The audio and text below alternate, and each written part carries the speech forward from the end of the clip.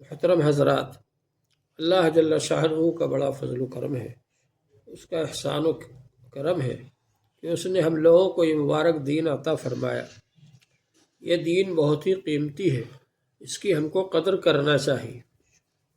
پھر اللہ جل شانہ نے، اللہ تبارک و تعالی نے اپنے فضل و کرم سے اس دین کو ہمارے لیے آسان بنایا۔ دین پر عمل کرنا بہت آسان ہے، اور اس دین میں اللہ تبارک و تعالی نے ہمارے لیے کچھ ایسی چیزیں رکھی ہیں کہ اگر ہم ان کو کر لیں تو بہت آسانی کے ساتھ اللہ جل شانہ سے تعلق جڑ جاتا ہے، اللہ تبارک و تعالی کی عبادت اور اطاعت کی عادت پڑ جاتی ہے، آسان ہو جاتا ہے۔ اور وہ ہے ذکر الہی، اللہ تعالی کا ذکر۔ اللہ تعالی نے قرآن پاک میں جگہ جگہ ذکر کا حکم فرمایا، وَاذْكُرُوا اللَّهَ كَثِيرًا لَعَلَّكُمْ تُفْلِحُونَ، اللہ کا ذکر کرو بہت زیادہ تاکہ تم کامیاب ہو جاؤ۔ وہیں پر فرمایا وَسَبِّحُوهُ بُكْرَةً وَأَصِيلًا، صبح اور شام اللہ کی تسبیح بیان کرو۔ حضور پاک صلی اللہ علیہ وآلہ وسلم نے ذکر کا حکم فرمایا اور ذکر کیا آپ نے، اور صحابہ کرام کو اس کی ترغیب دی اور تعلیم دی، اور صحابہ کرام کے سامنے آپ نے ذکر کیا، اور صحابہ کرام نے آپ کی رہبری میں، آپ کی رہنمائی میں ذکر فرمایا۔ تو اللہ تعالیٰ کا ذکر جو ہے یہ بہت بڑی نعمت ہے، اس کے ذریعے سے انسان اللہ تعالیٰ کا محبوب بن جاتا ہے، اللہ تعالیٰ کی محبت اس کے دل میں پیدا ہو جاتی ہے، اور انسان اللہ تعالیٰ کا محبوب بن جاتا ہے۔ سب سے زیادہ آسان چیز جو ہے وہ ذکر ہے، اس لیے ذکر کے لیے اللہ تبارک و تعالیٰ نے کوئی وقت مقرر نہیں کیا، کوئی تعداد مقرر نہیں کی، کوئی جگہ مقرر نہیں کی۔ انسان جب چاہے اللہ تعالیٰ کا ذکر کر سکتا ہے، جتنا چاہے اللہ تعالیٰ کا ذکر کر سکتا ہے۔ ذکر جو ہے یہ انسان کے لیے روحانی غذا ہے، جیسے کھانے پینے کے بغیر جسم باقی نہیں رہ سکتا، ایسے ہی روحانی حیات، روحانی زندگی اللہ تعالیٰ کے ذکر پر منحصر رہتی ہے۔ حضور پاک صلی اللہ علیہ وآلہ وسلم نے فرمایا مثل الذی یذکر ربہ والذی لا یذکر مثل الحی والمیت، اس شخص کی مثال جو اللہ کو یاد کرتا ہے اور جو اللہ کو یاد نہیں کرتا، زندہ اور مردہ جیسی ہے۔ اللہ کو یاد کرنے والا زندہ ہے، اور جو اللہ کو یاد نہیں کرتا وہ مردہ ہے۔ تو انسان کو جس مقصد کے لیے بنایا گیا، اگر وہ اس مقصد کو پورا نہ کرے تو اس کا ہونا اور نہ ہونا برابر ہے۔ انسان کو بنایا گیا اللہ کا ذکر کرنے کے لیے، وَاذْكُرِ اسْمَ رَبِّكَ وَتَبَتَّلْ إِلَيْهِ تَبْتِيلًا، اور یاد کیجیے اپنے پروردگار کے نام کو اور پوری طرح سے اسی کی طرف توجہ رکھیے۔ انسان سب سے کٹ جائے، سب سے ہٹ جائے، صرف اللہ تعالیٰ سے لو لگائے، صرف اللہ تعالیٰ کی طرف توجہ کرے، صرف اللہ تعالیٰ کو یاد کرے، یہ درجہ حاصل کرنا ہے۔ شروع میں جب آدمی ذکر کرتا ہے تو اس کے دل میں وسوسے بھی آتے ہیں، اور سب چیزوں سے اس کا دل خالی بھی نہیں ہو پاتا ہے، تو اس سے ہم کو گھبرانا نہیں چاہیے اور ذکر نہیں چھوڑنا چاہیے۔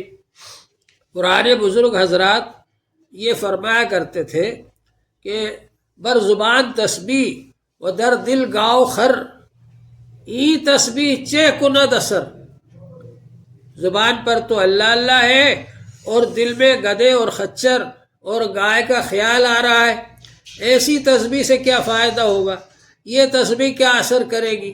لیکن بعد کے بزرگوں نے فرمایا کہ بر زبان تسبیح و در دل گاؤ خر، ای تسبیح ہم چنی کند اثر، یہ تسبیح بھی اثر کرتی ہے، اس تسبیح سے بھی اثر ہوگا، اگرچہ دل میں اللہ کا خیال نہ ہو، زبان پر اللہ کا نام ہو، اس سے بھی اثر ہوگا۔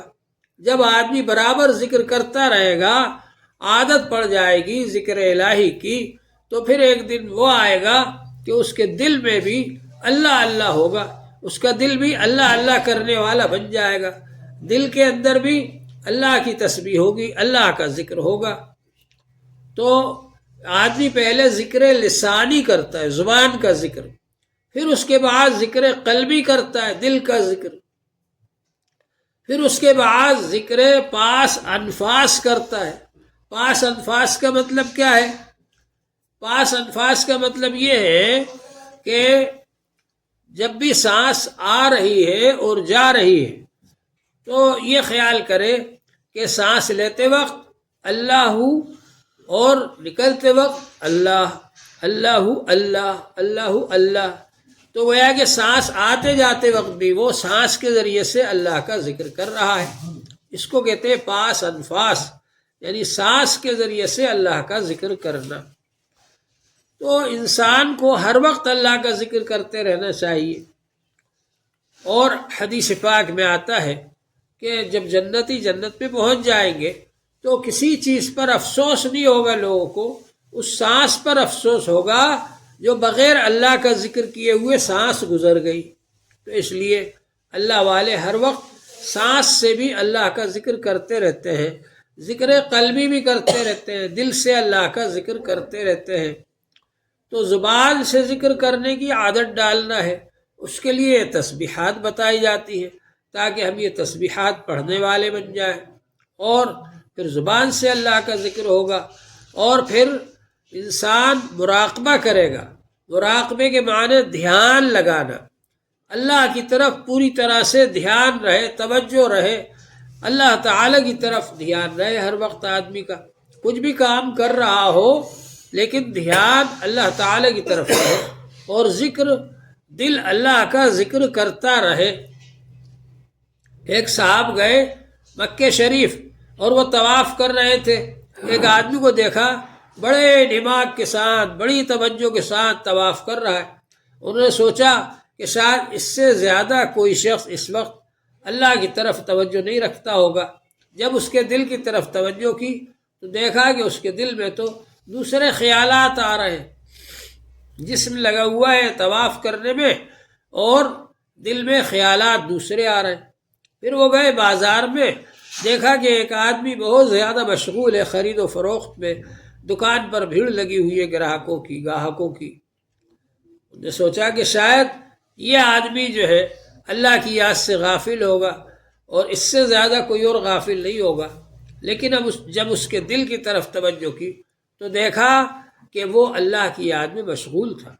تو انسان جو ہے جب ذکر لسانی کرتے کرتے، زبان سے ذکر کرتے کرتے دل کے اندر ذکر راسخ ہو جاتا ہے، پختہ اور مضبوط ہو جاتا ہے، تو اس کا دل پھر ہر وقت اللہ تعالیٰ کا ذکر کرنے لگتا ہے۔ کوشش یہ کریں کہ جب ہم ذکر الہی کر رہے ہو تو کوئی اور خیال نہیں آئے، خالص توجہ اللہ تعالیٰ کی طرف رہے۔ حدیث پاک میں آتا ہے کہ 7 قسم کے آدمی جو عرش الہی کے سائے میں ہوں گے، ایک وہ آدمی بھی ہے رجل ذکر اللہ خالیا ففاضت عیناہ، جس آدمی نے اللہ کا ذکر کیا خالی ہونے کی حالت میں اور اس کی آنکھوں سے آنسو بہہ پڑے۔ خالین کا ایک مطلب تو یہ ہے کہ وہ اکیلے میں بیٹھ کر تنہائی میں اللہ کا ذکر کر رہا ہے، اور خالین کا ایک مطلب یہ ہے کہ اس کے دل میں کوئی اور نہیں ہے، صرف اللہ ہے، غیر اللہ سے خالی ہے اس کا دل۔ تو اگر اس طرح سے آدمی ذکر کرے اور اس کی آنکھوں سے آنسو بہہ پڑے تو وہ آدمی بھی اللہ تعالیٰ کے عرش کے سائے میں رہے گا میدان حشر میں، جبکہ لوگ وہاں گرمی سے پریشان ہو رہے ہوں گے۔ تو اللہ جل شانہ کا بڑا کرم ہے، اس کا احسان ہے کہ اس نے ہم کو یہ ذکر کی مجلس میں جمع فرما دیا۔ ذکر کی مجلس کے اندر جب ہم ذکر کرتے ہیں تو اس کے اثرات بھی زیادہ ہوتے، جیسے تنہا آدمی نماز پڑھتا ہے، ٹھیک ہے نماز ادا ہو جاتی ہے، لیکن جب جماعت کے ساتھ آ کر نماز ادا کرتے ہیں تو اس کا زیادہ فائدہ ہوتا ہے، زیادہ اثرات ہوتے ہیں۔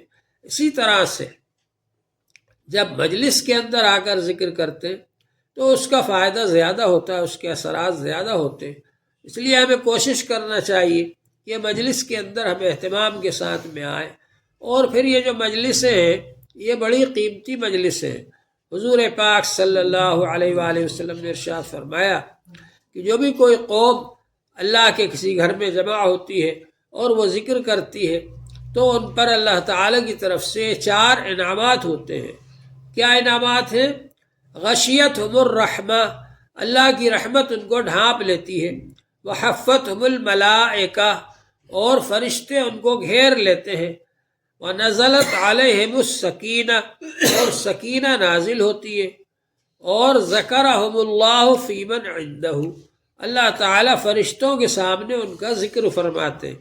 جو بندے بیٹھ کر فرش پر اللہ کا ذکر کر رہے ہیں، اللہ جل شانہ عرش پر ان کا ذکر فرماتے ہیں فرشتوں کے سامنے، ان سے بہتر مجلس میں۔